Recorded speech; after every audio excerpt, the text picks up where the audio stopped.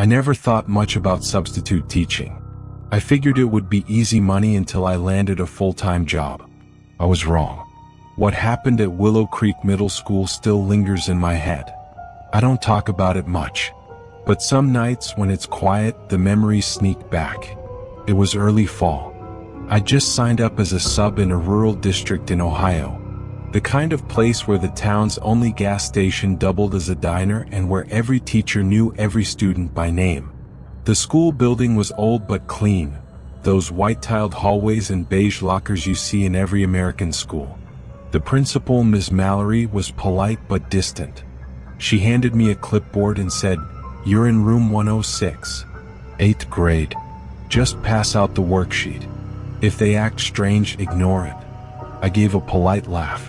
Strange how? She looked up from her papers for a split second and said, "It's the room. Some kids talk. Don't engage. Just get through the day." At the time, I thought she was joking.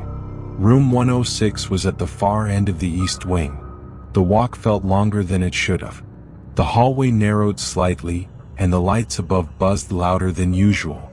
Maybe an electrical issue. But the moment I stepped inside the classroom, something felt wrong. Not terrifying, just off. Like walking into a place that hadn't been used in a while. The temperature was weird too. The heat was on, I could feel it humming through the vents, but the room stayed cold. Not freezing, just noticeably chillier than the rest of the school. The windows didn't help. They looked directly at a brick wall just a few feet away. No sunlight got in even at midday. The students filed in quietly. Too quietly. Middle schoolers are never that silent. Not unless they're planning something, or scared. But this wasn't mischievous energy. This was something else. No one had their phones out. No whispers. Just 30 kids sitting still, staring ahead or down at their desks. I introduced myself and made a lame joke about substitute teachers. One or two kids gave a half smile, but most just stared at me blankly. The atmosphere was heavy, unsettling. 10 minutes into the lesson, a girl in the back, her name tag read Lena, raised her hand. "Are you new?" she asked softly. "Just subbing for Mr. Donnelly," I replied. "Is he out sick?" A few students shifted in their seats. Lena blinked slowly. "Mr. Donnelly doesn't come here anymore." I checked my sheet. His name was still listed as the primary instructor. Before I could ask more, there was a loud thud from the back of the room. It came from the closet. Not a bang. Just 3 slow, dull knocks, like someone had bumped into the metal door from inside. The entire class froze. "Probably the pipes," I said, trying to sound casual. No one laughed. I walked to the closet and opened it. Just textbooks, cleaning supplies, some old jackets hanging. Nothing strange. Still, the air inside was colder than the rest of the room. When I turned around, the students were all standing. Every one of them. Silent. Staring at the closet. "Okay," I said, more to myself than them. "Let's just get back to the worksheet." They sat down again. Slowly. Lena whispered, just loud enough for me to hear, "Don't open that door again. It remembers." "What remembers?" I asked, but she shook her head and went quiet. The rest of the day crawled. No one spoke unless I asked a direct question. Their answers were short, clipped, like they were afraid to say too much. I've taught kids before, rowdy, shy, even defiant. But this was something else. They weren't rude, just hollow. At the final bell, they all left quickly. All except Lena. She walked up to my desk and handed me a folded piece of paper. "You shouldn't come back tomorrow," she said. "It doesn't like new people." "What doesn't?" She just turned and left. I unfolded the paper. It was a drawing of the classroom, desk rows, the closet, the chalkboard. In the drawing, there was a shadow in the closet. And at the teacher's desk, a stick figure with its face scribbled out. That night, I couldn't shake the feeling. I looked up the school online, just curiosity, I told myself. Buried in some old community newspaper archives was an article from 1998. Local teacher dies suddenly at school.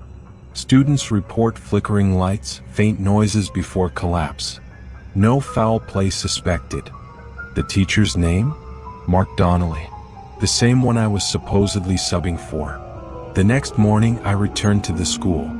I shouldn't have, but I had to see if it was all in my head.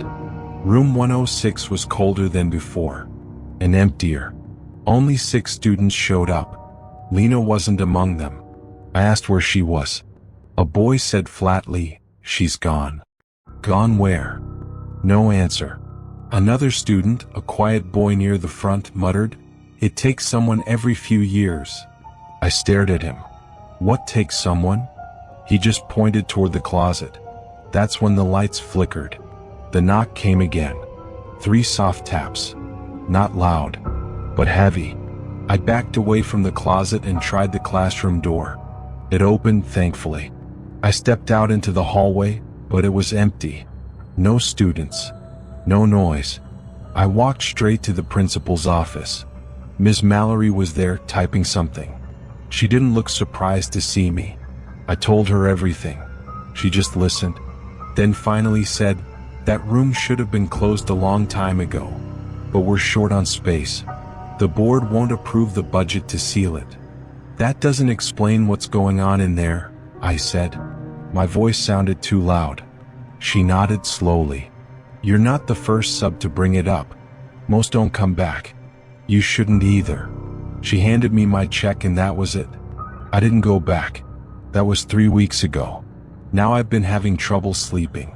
Every night at exactly 3:06 a.m. I wake up, sometimes to silence, sometimes to 3 faint knocks on the wall behind my bed. I've checked the pipes, the neighbors, even moved rooms once. Still happens. I haven't told anyone, because what if it's all in my head? And what if it's not?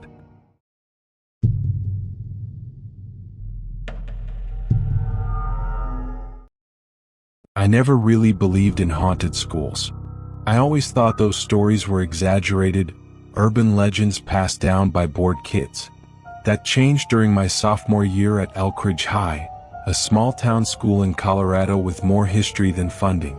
The place always smelled like old paper and mildew. The Wi-Fi barely worked. The lights flickered on windy days. Typical. There were rumors, sure, mostly about the 3rd floor, which was always locked. But this isn't about the 3rd floor. It's about the basement. I was part of the school's media crew, which basically meant I handled tripods, cables, and old camcorders for school events. That meant I had access to storage rooms and back hallways no one else cared about. One afternoon, Mr. Carlson, our media advisor, asked me to grab a few old tripods from a storage room in the basement. I blinked. Basement? We have one. He handed me a ring of heavy keys and nodded. Room B1, bottom of the east stairwell. Don't stay down there too long, it's easy to lose track of time. I thought he was being sarcastic, but his tone was flat. The east stairwell hadn't been used much. Dusty, creaky steps, dim lighting. The kind of place you'd expect to find old desks and forgotten textbooks, not students. As I descended, the smell of damp concrete hit me. There was a chill in the air, but not cold enough to worry, just uncomfortable. The basement hall was lined with storage doors. Room B1 was at the end. The key was stiff, like it hadn't been turned in years. Inside, the room was small and cramped. Shelves held VHS tapes, tangled cords, and boxes of equipment. In the corner sat a large silver bell about the size of a basketball. It was tarnished, heavy-looking, with a thick rope tied to the top. Next to it was a faded yellow sign that read, "Discontinued, do not ring." It looked out of place, more like something from a church attic than a school. I didn't touch it. Instead, I loaded the tripods and left. That night, I had trouble sleeping. Around 2 a.m., while trying to drift off, I heard something. A low metallic sound. Faint, distant, almost like a bell. I sat up, holding my breath. I lived close to the school, just a few blocks. It could have been anything, a truck's engine, wind hitting something metal, or my imagination. Still, I felt uneasy. The next day at school, I casually brought up the basement to Mr. Carlson. He paused. "You didn't ring the bell, did you?" "No," I said. What? What is it? He hesitated. Just don't mess around with stuff down there. It's old. Not everything needs to be handled. After that, I noticed small things. In class, I kept hearing faint ringing, very soft like a far-off wind chime.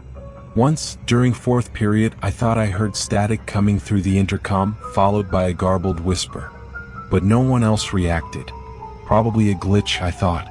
Then something weird happened. A girl named Leah Thomas, who sat behind me in English, stopped showing up. She was there on Monday, sketching in her notebook like always. On Tuesday, her seat was empty. I figured she was sick. By Thursday, I asked our teacher if she'd moved classes. He looked confused for a moment and said, "Leah who?" Caught me off guard. Leah. She sat right there. Brown hair. Always drawing. He shook his head slowly. "I think you're mixing her up with someone else." I started to wonder if I was. But then it happened again. Marcus, a guy on the track team, didn't show up for practice. Someone said he transferred. Another person said he quit. No one was sure. Then Samira. Then Josh. For students in 2 weeks. No explanations. Just gone. The administration never said anything. No emails. No calls. Teachers acted like they'd never existed. But I remembered them clearly. I sat near them. I had classes with them. Each time I recalled hearing that same faint bell the night before. I tried telling my parents. My mom said I was stressed, maybe overworked. My dad told me to stop watching scary movies at night. So I went back to the basement. Room B1 was unlocked. The bell was still there. But something was different. On the wall were a few old photographs. Faded, curled at the edges. Black and white or sepia-toned. Maybe from the 80s or 90s. Each photo showed a group of students in the storage room, like a club photo or yearbook outtake. In each one, someone was standing near the bell. And in every single photo, their face was blurred or scratched out. Maybe water damage. Maybe graffiti. I don't know. One photo had the name Donnelly scribbled in marker on the back. That name felt familiar. Later that night, I looked it up. Mark Donnelly, a former teacher at Elkridge High, taught history, died in 1997. According to a local news article, he collapsed in room B1 while cleaning up after class. The report said he had a stroke. Nothing suspicious. But the article mentioned that students had reported hearing strange noises from the basement the week before. One quote said, "It sounded like a bell. We thought it was the janitor." That detail unsettled me more than anything else. I didn't go to school the next day. I told my mom I had a stomach bug. That weekend, I went to the public library and asked about Elkridge's history. The librarian pulled out an old binder of school records. Flipping through it, she said, "This place used to be a religious school back in the early 1900s. Lutheran, I think. They converted it in the 60s. I asked if anything happened in the basement. She nodded slightly. Old rumors, sure. Some say the basement was used for detention, or solitary reflection as they called it. Nothing illegal, just outdated discipline. Long hours alone in a cold room. It messed some kids up." Was there a bell involved? She raised an eyebrow. Bell? No idea. But I wouldn't be surprised. Those places loved ritual. The librarian's tone was matter-of-fact, not dramatic. Like she was describing bad plumbing. I walked home in silence. I still don't know if what I heard was real. I still don't know what happened to Leah or Marcus or the others. Maybe they moved. Maybe they dropped out. Maybe I'm the only one who remembers them because I was paying attention. But here's what I know. I didn't ring that bell. I didn't touch it. But some nights, especially when it's quiet, I still hear it. A dull, distant ringing. Low, like it's buried under concrete. And when I do, I remember room B1. I remember the look on Mr. Carlson's face. I remember the scratched out photos. And I wonder, did I imagine it all? Or did that bell keep something in place? Something we forgot, something the school tried to bury? I haven't gone near the basement since. but I live close enough to hear things when the wind is right.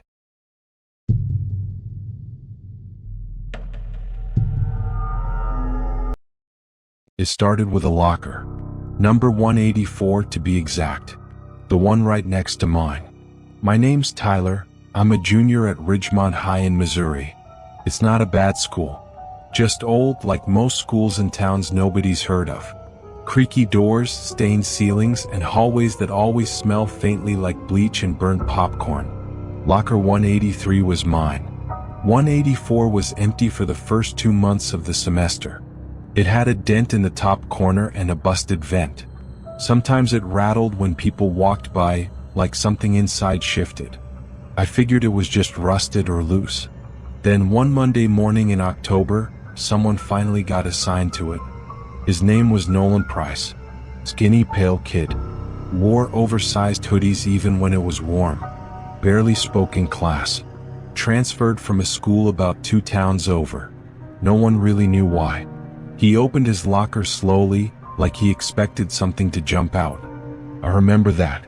By Friday, people had started whispering about him. He doesn't eat lunch. He just stands in the corner of the field during gym. He stares at the fire alarm in math like he's waiting for it to go off. Teenagers love to make up stories, so I didn't pay attention. Until the smell started. At first it was faint, like something sour buried deep in the metal. I thought maybe someone left a sandwich in there and forgot about it. But by the second week it got worse, thick like spoiled milk and wet clothes. I asked Nolan if he had something leaking in his locker. He just said, no, and closed it gently. But the smell didn't go away. The school janitor came one morning with a master key and opened it while Nolan was in class. Nothing inside. Just a single notebook. Spiral bound. No food. No trash. No wet clothes. The janitor wiped the inside with disinfectant anyway. But the smell stayed. That same afternoon, I noticed something else. Every time Nolan opened his locker, he glanced inside for a full 10 seconds before touching anything. Like he was checking if it had changed. Or if something was missing. He never looked at me. Even though we were inches apart. Then people started avoiding our lockers altogether. I don't want to be near him. I heard he talks to himself in the hallway when no one's around. He's always writing in that notebook. I kept telling myself people were exaggerating. Kids at our school were weird about anyone who didn't fit in perfectly. I wasn't popular, but I wasn't invisible either. Then one morning in early November, Nolan wasn't there. His locker was still locked, but he didn't show up to homeroom, or second period, or lunch. Nobody mentioned it. Not even the teachers. That's what unsettled me most. No call over the intercom. No substitute paperwork.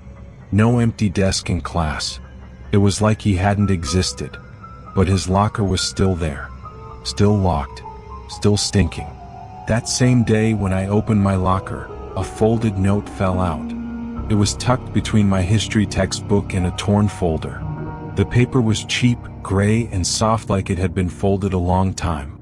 It said, "Don't open it if it knocks." That's it. No name. No date. Just shaky handwriting that looked like it had been written with a pencil pressed too hard into the paper. I read it 3 times, then threw it away. Figured it was some prank. But I started watching the locker. Not touching it. Just watching. 3 days later I heard it. A faint, metallic tap-tap from inside locker 184. I turned slowly and stared at it. Nothing moved. I stood there for 5 minutes, waiting for someone to pop out and yell, "Gotcha." But no one did. And then I realized, nobody else was in the hallway. I didn't open my locker that day. That night I couldn't sleep. I kept thinking about Nolan. About the note. I looked him up online. Nothing came up. No transfer announcements, no social media, no news. It was like he'd been erased. The next morning I came in early. The hallway was empty, echoing. I brought gloves with me. I wasn't sure why, maybe because I didn't want to touch the locker barehanded. I used my key to open my locker, and found another note taped to the inside. It knows who watches. Stop before it does more. No handwriting this time. It was printed. All caps. I looked over at 184. Still shut. Still dented. Still quiet. I reported it to the school counselor that afternoon. Showed her both notes. I dug the first one out of the trash. She read them carefully and asked me one question. Have you been sleeping enough lately, Tyler? I said yes. She nodded and said, sometimes our brains make patterns out of fear. Lockers creak. Pipes knock. Don't let your imagination run away. She kept the notes. Later that week, locker 184 was sealed shut. Bolted. With a maintenance sign taped to it, under repair, do not use. No one ever told us why. A month later, during winter break, I passed through the school to pick up a forgotten gym bag. The hall was quiet. Empty. Locker 184 was gone. Like physically removed. The wall had been patched over. Painted. You'd never know it had been there. But something else was off. Locker numbers now went from 182 to 185. Number 184. No explanation. No Nolan Price on any student list when I checked the yearbook index. Just a small empty space where he used to stand.